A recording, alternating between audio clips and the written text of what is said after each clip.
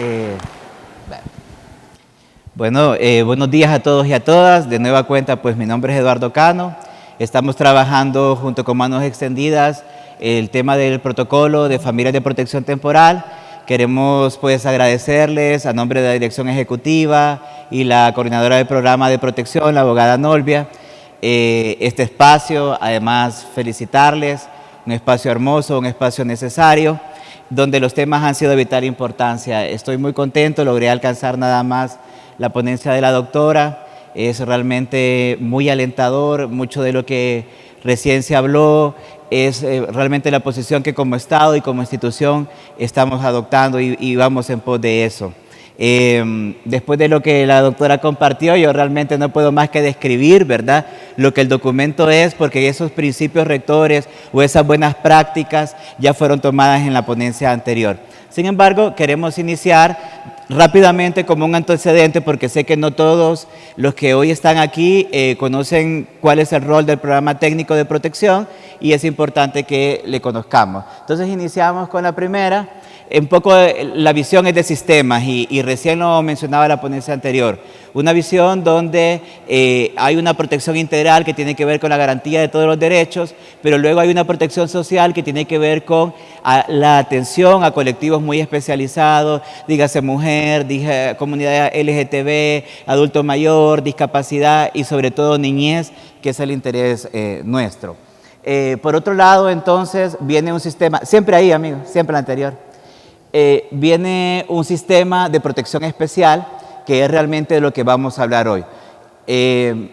Una medida de acogimiento, el establecimiento de una familia de protección temporal está más en la dimensión de la protección especial. Es decir, lo que sucede cuando el sistema falló, lo que sucede cuando no se cumplieron derechos, lo que sucede cuando este colectivo llamado niñez fue vulnerado, fue maltratado, fue violentado. ¿Qué hay que hacer para restituir el derecho? Y lo primero es aplicar una medida de protección. A partir de ahí, entonces, ya entramos a un campo, a un producto, a un subproducto llamado acogimiento en familias de protección temporal. La que sigue, sí. Y bueno, un poco que nosotros somos lo que llaman en la mayoría de los países la autoridad central en materia de niñez. Tenemos un mandato ejecutivo de la rectoría del tema de niñez y fuimos conformados por un decreto, el PCM 2014. Y atendemos la vulneración de derechos, entendiéndola como esa amenaza, entendiéndola como ese peligro, entendiéndola como esa violación a la integridad y la dignidad de los niños y niñas. A partir de ahí tenemos entonces la responsabilidad de aplicar una medida de protección, ¿verdad? Tenemos la responsabilidad administrativa y legal de aplicar una medida de protección. Esa es como la columna vertebral de lo que entendemos por vulneración. Son las vulneraciones con las que trabajamos, el abandono, sea permanente y sea provisional. Esta vulneración del abandono está muy conectada a aplicar la medida de protección llamada acogimiento en familia, ¿verdad? Tenemos también carecer de la atención suficiente de las necesidades básicas cuando un adulto, sea padre, sea madre o sea tutor legal del niño, no puede o no quiere asumir la responsabilidad de guarda, de cuidado y de proveer para esas necesidades. También tenemos todo el tema de patrimonio amenazado, carecer de representante legal, también otra vulneración que se atiende en la instancia administrativa, ser objeto de maltratos y corrupción. También este tipo de vulneración, cuando son detectados y interviene el Estado, necesita medidas de protección inmediata y es aquí donde toma sentido las familias de protección temporal. Por otro lado, también se encuentre en situación especial que atente contra sus derechos. En este tipo de vulneración cabe todo lo que son prácticamente delitos, la esfera sexual, los maltratos por transgresión, los maltratos por omisión, los maltratos por supresión. Todas aquellas condiciones violentas dirigidas a los niños que deben interrumpirse a la brevedad y que tiene sentido aplicar medidas de protección inmediatas, entre las que se encuentran las familias de protección. Y cuando sea adicto a sustancias, ¿verdad? El riesgo o la adicción a sustancias que también el protocolo contempla esta vulneración como para dar respuesta, la que sigue. Y bueno, si bien es cierto, nosotros contamos ya en Honduras con un subsistema de protección especial, que es como el documento que da las directrices para aplicar estas medidas de protección y para atender a los niños en vulneración de derechos. Hay 5 medidas de protección, digamos, principales. A partir de ahí se pueden desglosar otras medidas, ¿verdad? Muchas veces el compañero o el ciudadano cree que tenemos legalmente muchas alternativas. Realmente la norma hondureña se mueve en estas 5 grandes dimensiones. La amonestación al representante legal, que se hace por escrito en una audiencia. La protección del niño en su familia nuclear, cuando el Estado o una institución administrativa o el mismo juzgado de paz en algunos municipios lo que hace es buscar una familia extendida, un hermano, un tío, un abuelo del niño para protegerle. Por otro lado también está la protección del niño en su familia, bueno, en la extendida en la nuclear y finalmente en la familia temporal también, ¿verdad? Que es otra de las medidas de protección que está en el código, que está en la norma, que está en las directrices internacionales. La otra medida es el ingreso de niños a instituciones residenciales, dígase hogares, dígase orfanatos, dígase centros de protección, ¿verdad? Nosotros en esta modalidad hemos promovido como instituciones residenciales de cuidado alternativo, pensando que realmente es una más de la oferta que un Estado debe tener para la protección de los niños y niñas en situaciones de vulneración. Como algo bien esquemático, ¿cómo funciona esa ruta? En todos los espacios nos preguntan, pero ¿cuál es la ruta para poder proteger a un niño? Pues esquemáticamente es así, una fase de activación que es cuando usted descubre, cuando el ciudadano pone una denuncia, la denuncia puede ser virtual a través de las redes sociales, telefónica, a través de oficios, a través de institucionalidades, lo puede hacer la policía, el Ministerio Público. La denuncia realmente tiene un montón de formas de llegar a la instancia ADINAF o al Ministerio Público, ¿verdad? Luego la parte de diagnóstico, saber exactamente qué vulneración es y cuál es la consecuencia para este niño o niña, y luego viene lo que compete, ¿verdad? Aplicar unas medidas de protección y restitución, finalmente el seguimiento, si esa medida ya está realmente protegiendo al niño o si es tiempo para retornar a su comunidad, y el cierre del proceso administrativo. Me quiero detener, digamos, en ese 3, que es el plan de medidas de protección. Es aquí donde los técnicos deben de valorar cuál es la medida que más gratifica o beneficia al niño. Si lo protegemos en casa de abuela, si lo protegemos en casa de un primo, si lo protegemos en un centro de protección, valga la redundancia, o realmente se va a beneficiar y tenemos condiciones para que esté en una familia de protección temporal. Ese es el momento que se toma esa decisión, la que sigue. Y ya entrando en materia, pues decirles que cuando en abril del 2017, nuestra directora ejecutiva, la abogada Loli Sara, se dio una reunión con la organización Manos Extendidas, fue para nosotros buenas nuevas. Fue buenas noticias porque cuando asumió la abogada Nolvia el sistema de protección especial, realmente no contábamos con más que un pequeño artículo en el Código de la Niñez, hablando de la normativa hondureña, ¿verdad? De un pequeño artículo en el Código de la Niñez que hablaba de familia sustituta y familia solidaria, y un pequeño como folletito que hablaba de muchos temas de lo que en su momento fue riesgo social, pero que realmente no rescataba cómo se hacía. En la práctica habíamos sostenido muchísimas reuniones con instancias y organizaciones especialistas en la medida y cada uno refería cómo trabajaban ellos, ¿verdad? Nosotros lo hacemos de esta forma, nosotros subcontratamos unos terapeutas que nos evalúan al niño para saber si la medida se da, a nosotros nos lo remite los juzgados, a nosotros nos remite el Ministerio Público y no había como un consenso. Para nosotros, cuando realmente Manos Extendidas llega en abril del 2017 y nos dice que pueden apoyarnos por medio de un convenio a construir una metodología, que hay personas que lo están haciendo en otros países muy bien y que como hondureños nos podemos dar el chance de hacerlo, para nosotros fue buenas nuevas. Así iniciamos en la celebración a través de Dirección Ejecutiva de este convenio de cooperación para la construcción de un protocolo hondureño, catracho, nacional, que pudiera normar o homologar, digamos, cómo se trabajaba la medida, ¿verdad? Y a partir de ahí empieza toda una serie de reuniones, una serie de consensos a lo interno para más o menos en agosto, septiembre, iniciar con la contratación del consultor y empezar a trabajar. Empezamos a trabajar con ideas claras, que realmente me encantó escucharlas en la ponencia anterior, un poco sabiendo que había gente que ya lo hacía, estando claros que había gente que ya lo hacía bien y que quería compartirnos esa sabiduría. Por otro lado, queríamos reconocer el derecho fundamental del niño y niña a participar de esta construcción. No queríamos que fuera una construcción adultocéntrica, ¿verdad? Desde los técnicos, desde la academia, no, queríamos de primera mano, de nuestro cliente interno realmente, saber cómo se sentían ellos bajo esa medida y cómo estaban viviendo esa medida de protección. Pero además queríamos que todos aquellos que fueran los actores claves de la medida de protección participaran. Entonces las reuniones previas fueron cómo lo diseñamos, que nos garantice que todos van a poder aportar, ¿verdad? A esta medida, que todos van a poder dar esos hallazgos y esas experiencias, buenas y malas prácticas, porque salió de todo en la construcción de este documento.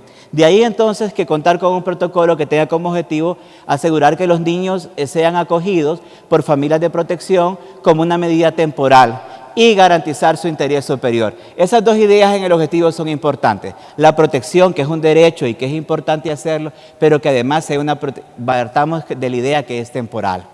Partamos de la idea que es mientras las cosas mejoran en casa, que es mientras intervenimos a las familias para que sea otro destino al regresar, que es mientras el peligro pasa, mientras pasa el huracán, ¿verdad? Es más o menos ese principio el que teníamos en mente para ir construyendo un documento que no cristalizara la permanencia de los niños en ninguna medida, ni la residencial ni la comunitaria, sino que la idea fuera retornar a la familia, que en este espacio lo podemos decir, la familia que Dios le dio, ¿verdad?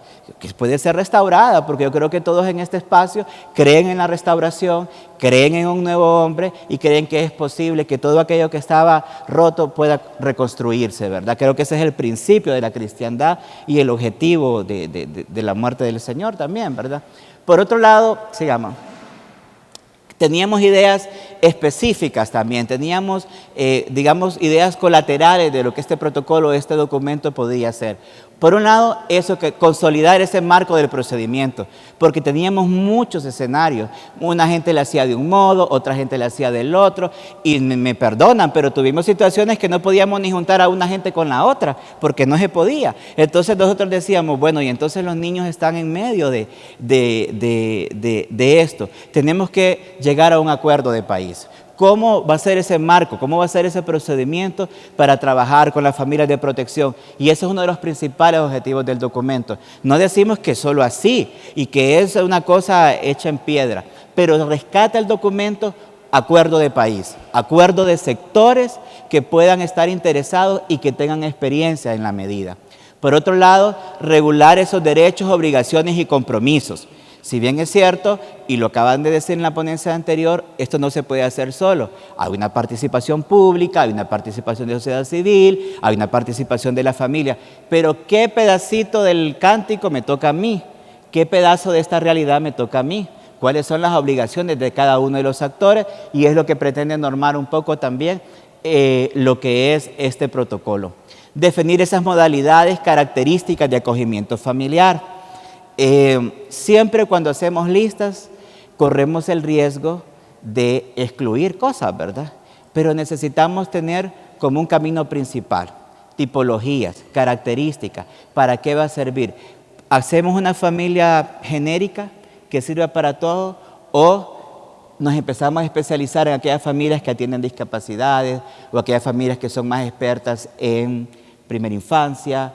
O hay familias que realmente tienen grandísimas habilidades para elevar las capacidades de lectoescritura de los niños.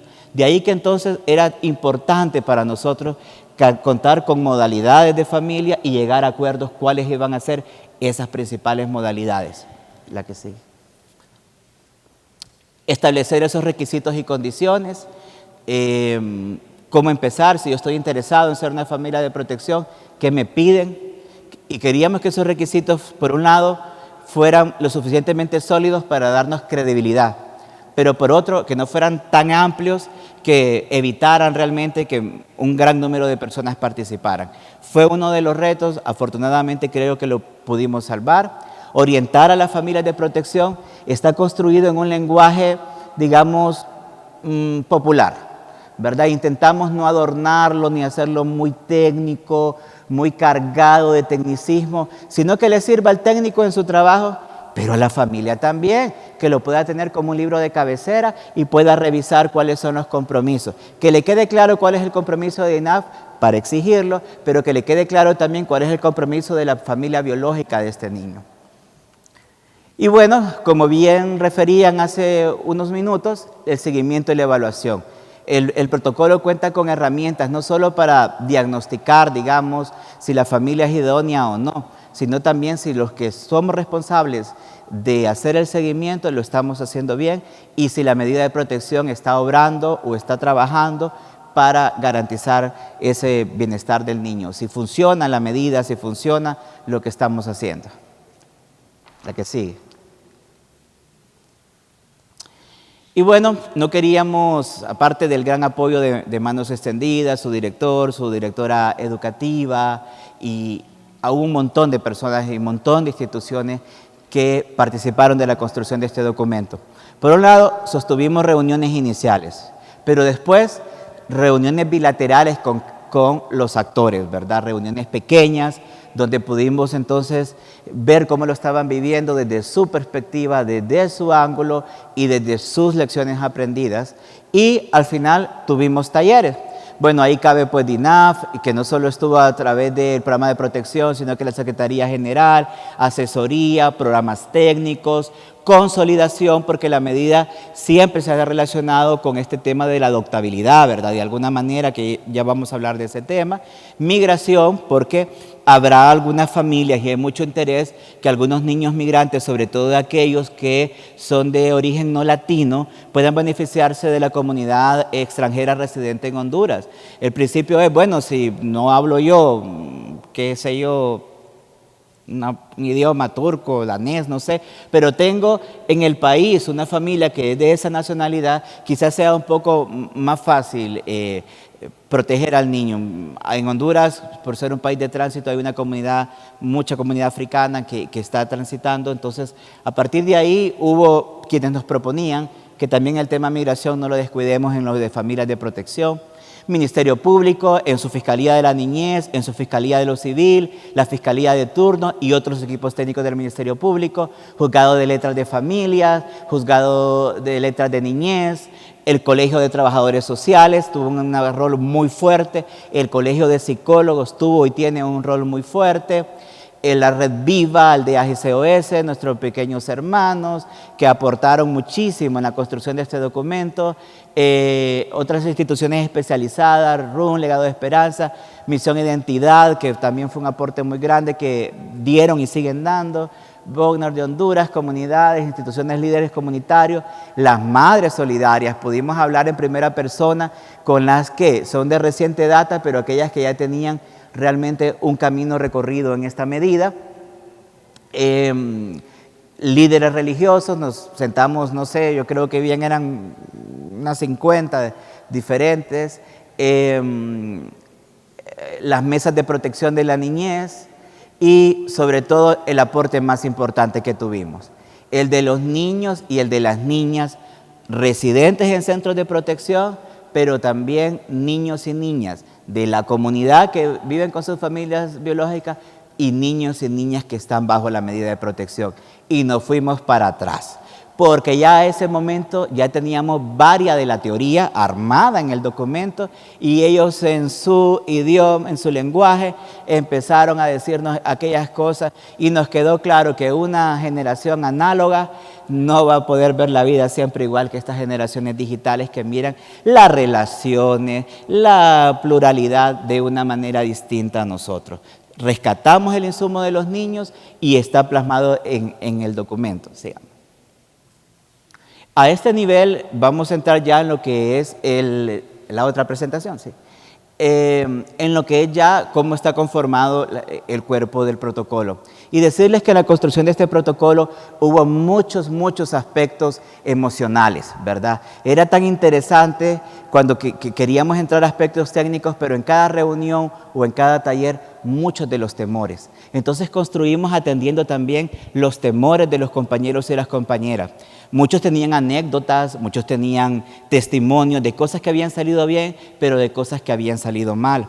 Muchos nos decían, yo tengo miedo que suceda tal cosa en esa permanencia. Yo tengo miedo que en una casa el Estado no pueda llegar a monitorear. Yo tengo miedo que suceda un abuso en una situación. Y empezamos a construir no solo desde la academia, sino que también desde la contención socioafectiva de la gente, sino también desde los temores que la gente tenía. Y es por eso que si usted lee el documento va a encontrar muchas salvaguardas, va a encontrar muchísimos momentos aclaratorios, muchísimas excepciones, porque quisimos reconocer realmente esa sensación que la gente tenía de que el documento cubriera esos escenarios, ¿verdad? Cubriera esas posibilidades. Algunas eran muy excepcionales, que realmente no valía la pena decir, vamos a construir una normativa para esto. Y otras realmente eran muy interesantes, que fue importante y están plasmadas en el documento. Bien, tenemos, digamos, dos categorías, ¿verdad?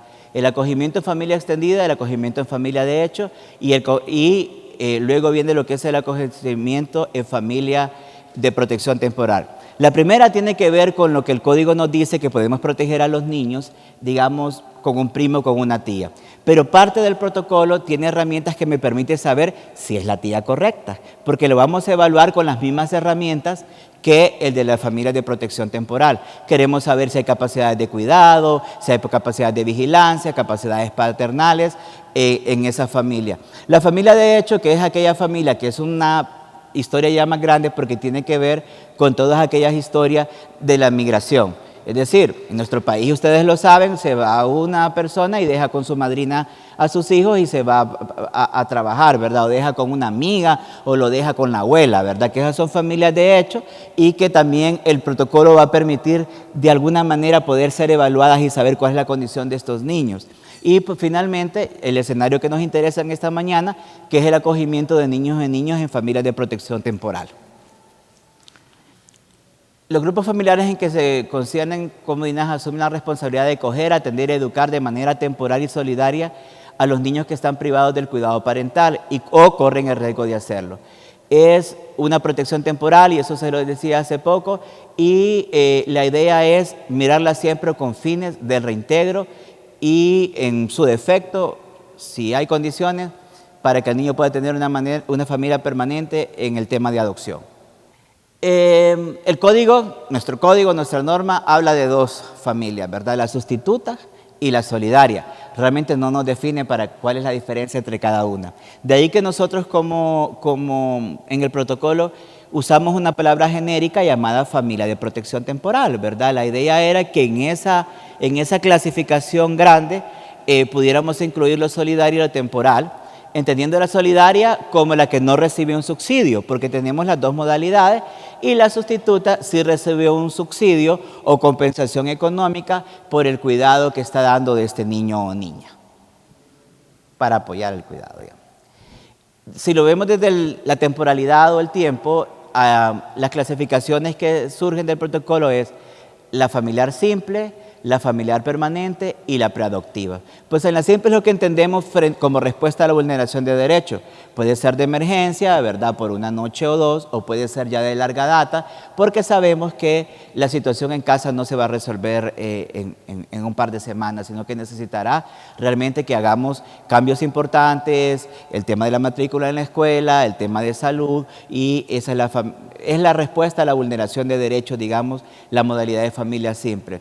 En la familia permanente, el escenario que siempre pusimos de ejemplo fue el tema de las madres privadas de libertad, que no van a estar listas, digamos, en los siguientes años, pero que los niños no pueden quedar institucionalizados, entonces puede ser una alternativa para esta población, ¿verdad? Enfermedades crónicas que tal vez no puedan cuidar del niño, pero que no se va a resolver rápidamente. Entonces, a partir de ahí, la modalidad permanente es como más de larga data, es para muchísimos años más, y desde el inicio vamos a saber que esa es la modalidad a la que la familia está aplicando. Y la preadoptiva está diseñada más bien para aquellos niños que ya tienen la declaratoria de abandono, que realmente hay una posibilidad legal de adoptabilidad y que sencillamente pueden ser estos niños colocados en una familia cuyo objetivo sea ese y estén listos para hacerlo. Puede ser que diga, bueno, yo estoy listo, se hace todas las evaluaciones y quiero entrar en la modalidad preadoptiva.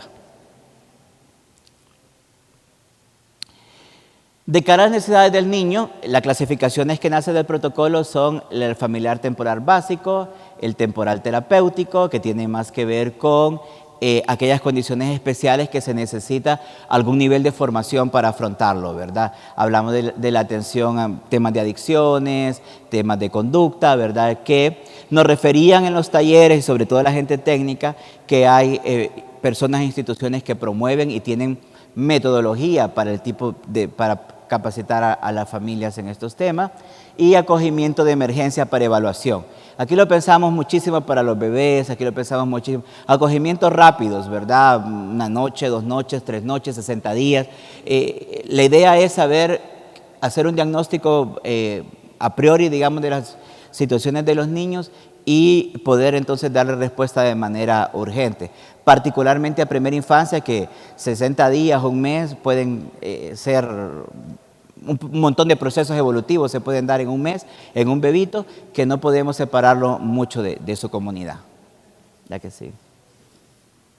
Bueno, a partir de ahí, eso es más o menos las clasificaciones, ¿verdad?, de lo que son las familias de protección. El protocolo tiene consigo los requisitos para ser familia, el protocolo tiene consigo los requisitos para que una organización de sociedad civil celebre un contrato o un convenio con DINAF para poder gerenciar, digamos, esta medida de protección. El protocolo tiene también los requisitos y metodologías para que si yo soy director de un centro de protección y quiero tener esa medida como un servicio extendido de mi centro de protección, también lo pueda hacer. El protocolo cuenta también con la metodología para saber cuáles son las responsabilidades de cada uno de los actores de la medida. Las responsabilidades de DINAF, las responsabilidades de la ONG, la responsabilidad de la medida de la familia de protección, las responsabilidades del niño, porque el niño participa en el convenio, según edad y madurez, en el convenio de ser familia de protección, las responsabilidades de la familia biológica, ¿verdad? Porque no podemos olvidar que la familia biológica no debemos quitarla de la escena, sino que más bien invitarla y promover que participe. De ahí que todos esos miedos también se establecieron. ¿Cómo va a ser el régimen de visita? ¿Cómo protegemos a la familia de protección temporal de alguna agresión que la familia biológica le pueda o le quiera hacer? ¿Cómo protegemos el expediente y la secretividad del niño? Todos esos escenarios están ahí plasmados en el protocolo. Si usted hace una lectura, va a ser una lectura ligera, pero que tiene bastantes observaciones, tiene algunas excepciones, tiene algunas acotaciones que les van a permitir a ustedes entender que quisimos reconocer realmente el derecho del niño, pero reconocer la experiencia de las instituciones que participaron en la construcción. Una de las preguntas más frecuentes es, ¿pero cómo con tan poquita gente ustedes van a poder gerenciar esta medida de protección? Es una herramienta muy parecida al mapa que nos presentaba la doctora. Empezar a diversificar en la comunidad los servicios. Una de las herramientas es la tercerización de servicios, que es celebrar convenios, como le decía, entre las ONGs y DINAF, para que los técnicos de las ONGs puedan hacer ese proceso de evaluación de las familias, con el compromiso nuestro de acompañar el monitoreo y la supervisión de esas familias, ¿verdad? La idea es que no porque el Estado tenga una capacidad instalada que merece ser fortalecida, los niños se va a parar la medida. Si no podemos nosotros, lo vamos a hacer con el concurso de todos a través de un convenio, y es importante que ese convenio tenga claro los roles. Ahí está el modelo de convenio, las partes del convenio también, porque esa es la metodología que se diseñó para ampliar los niveles de cobertura. Además de eso, está toda la oferta de formación de las familias, también fue votada, también fue evaluada, también fue muy consultada, cuáles eran esos temas en el proceso formativo para ser familia de protección. Qué tan continuo iba a ser ese proceso formativo, qué tan cerca iba a ser el acompañamiento, lo cubrimos. Retomando la experiencia con los niños, el protocolo pues también habla de cuántos niños por familia, según las características de esa familia, hace una propuesta de la cantidad de niños que puedan ser establecidos o instalados en una familia, pero por otro lado también reconoce lo de los niños. Les pongo un ejemplo, los técnicos decían, bueno, se prioriza familias sin niños, ¿verdad? Los niños decían, uy, pero qué aburrido si no hay más niños, más bien que haya más niños, ¿verdad? Entonces, siempre estuvimos como sabiendo que nuestro cliente era el niño o niña, porque realmente las construcciones adultocéntricas no terminan de convencer a los niños. Y ellos decían, algunos pues eran bárbaros, pedían Netflix y de todo, ¿verdad? En las casas, pero en su mayoría al principio era así. Qué bueno que hayan otros niños, no pasa nada si comparto mi habitación con otro niño, de hecho qué divertido. Y no obedecía al temor que teníamos los adultos de que un niño pudiera atacar a otro. Entraron los celos, fue otro de los temas, de los temores, que si el niño biológico se pone celoso del niño en protección, consultamos a niños que no estaban bajo ninguna medida de protección y ellos lo que referían es que les gustaría saber qué pasó.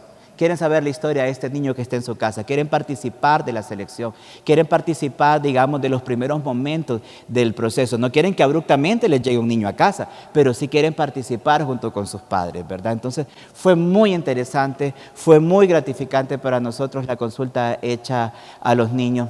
Otro de los temores que salían era si el estilo de vida de familia de protección, otro de los temores que salieron, si el estilo de vida de la familia de protección iba a afectar entonces al niño en el futuro que iba a querer tener todas estas condiciones económicas más favorables. Puros temores de adultos, realmente, porque al final los niños lo que decían es que para ellos era como tener dos familias o una tía o una madrina, ¿verdad? Ellos no lo miraban desde esa posición de adulto que nosotros estábamos instalados o que algunos técnicos estaban instalados. Así que fue muy gratificante. Creemos que el documento es el consenso de todas estas instituciones, es el consenso de todas estas personas. Es posible que hayan documentos más técnicos, con mejores citas bibliográficas, con mejor bibliografía, pero este en particular lleva todas las ilusiones, todo el trabajo de muchas personas y creemos que es, después de muchos años, un acuerdo de país. Un acuerdo con el que podemos iniciar, perfectible, revisable en cualquier momento, pero en este momento fue la participación de todos y todos, que gracias al apoyo pues, de los que participaron y manos extendidas, hoy es una realidad.